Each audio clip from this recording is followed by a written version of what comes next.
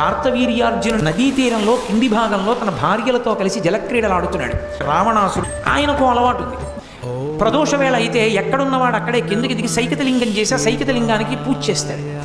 ఆయన నది ఒడ్డున దిగి స్నానం చేసి సంధ్యావందనం చేసుకుని సైకతలింగం చేసి దానికి ఆరాధన చేస్తున్నాడు. వీళ్లకు పిచ్చి కోరిక పుట్టింది కార్తవీర్యార్జునుడి భార్యలకి. నీకు 1000 చేతులు ఉన్నాయి కదా, నదీ ప్రవాహాన్నంతటినీ ఆపేయగలవా 1000 చేతులతో అని అడిగారు. అది పెద్ద విషయమా అని 1000 చేతులు అడ్డుపెట్టాడు. వెనక్కి వెళ్ళి ప్రవాహం పెరుగుతూ వచ్చి ధ్యానంలో ఉండి పువ్వులు వేస్తున్నటువంటి రావణాసుడి తొడల కిందకు వచ్చి అకస్మాత్తు ప్రవాహం ఎందుకు పెరిగింది కిందకెళ్ళి చూడమన్నాడు భటుల్ని.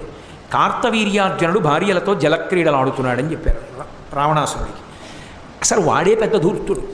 ఆ కార్తవీర్యార్జునుడి 1000 చేతులు నరికేస్తానని యుద్ధానికి వెళ్ళాడు. అయితే ఆయన చూసి వీడెవడరా 10 తలల పురుగు యుద్ధానికి వచ్చింది నా మీదకని యుద్ధం చేయలేదు, ఇలా పట్టుకున్నాడు. పట్టుకుని తీసుకుపోయి ఈ పురుగు నేను భార్యలతో